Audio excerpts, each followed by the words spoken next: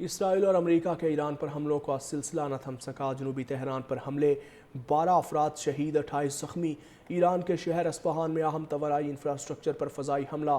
خرم آباد میں power plant کی گیس پائپ لائن کو نشانہ بنایا گیا۔ ایرانی میڈیا کے مطابق اصفہان میں گیس کی انتظامی عمارت اور گیس پریشر ریگولیشن اسٹیشن پر حملہ ہوا۔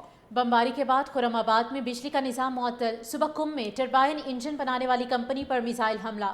امریکی صدر نے ایران کے توانائی انفراسٹرکچر پر 5 روز تک حملے ملتوی کرنے کا اعلان کیا تھا۔ اسرائیل کا تہران میں پاسداران انقلاب کے انٹیلیجنس ہیڈ کوارٹر کا نشانہ بنانے کا بھی دعویٰ۔ لبنان میں اسرائیلی حملوں میں شدت آ گئی۔ بیروت پر حملوں میں 2 لبنانی شہید، متعدد افراد زخمی۔ سور میں گیس اسٹیشن کو بھی نشانہ بنایا گیا۔ 12 افراد شہید، 28 زخمی۔ ایران کے شہر اصفہان میں اہم توانائی انفراسٹرکچر پر فضائی حملہ۔ خرم آباد میں پاور پلانٹ کی گیس پائپ لائن کو نشانہ بنایا گیا۔ ایرانی میڈیا کے مطابق اصفہان میں گیس کی انتظامی عمارت اور گیس پریشر ریگولیشن اسٹیشن پر حملہ ہوا۔ بمباری کے بعد خرم آباد میں بجلی کا نظام معطل۔ صبح قم میں ٹربائن انجن بنانے والی کمپنی پر میزائل حملہ۔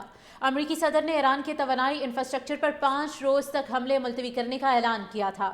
اسرائیل کا تہران میں پاسداران انقلاب کے انٹیلیجنس ہیڈ کوارٹر کا نشانہ بنانے کا بھی دعویٰ۔ لبنان میں اسرائیلی حملوں میں شدت آ گئی۔ بیروت پر حملوں میں 2 لبنانی شہید، متعدد افراد زخمی۔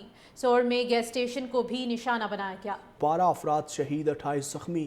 ایران کے شہر اصفہان میں اہم توانائی انفراسٹرکچر پر فضائی حملہ۔ خرم آباد میں پاور پلانٹ کی گیس پائپ لائن کو نشانہ بنایا گیا۔ ایرانی میڈیا کے مطابق اصفہان میں گیس کی انتظامی عمارت اور گیس پریشر ریگولیشن اسٹیشن پر حملہ ہوا۔ بمباری کے بعد خرم آباد میں بجلی کا نظام معطل۔ صبح قم میں ٹربائن انجن بنانے والی کمپنی پر میزائل حملہ۔ امریکی صدر نے ایران کے توانائی انفراسٹرکچر پر 5 روز تک حملے ملتوی کرنے کا اعلان کیا تھا۔ اسرائیل کا تہران میں پاسداران انقلاب کے انٹیلیجنس ہیڈ کوارٹر کا نشانہ بنانے کا بھی دعویٰ۔ لبنان میں اسرائیلی حملوں میں شدت آ گئی۔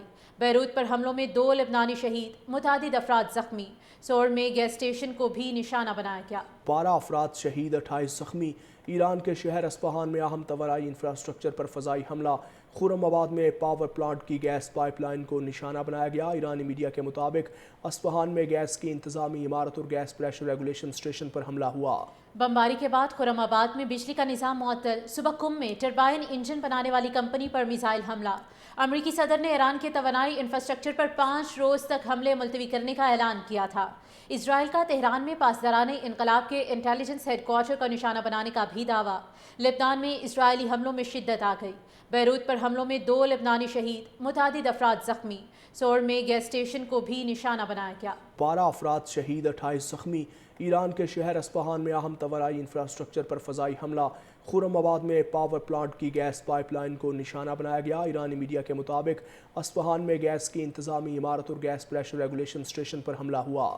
بمباری کے بعد خرم آباد میں بجلی کا نظام معطل۔ صبح قم میں ٹربائن انجن بنانے والی کمپنی پر میزائل حملہ۔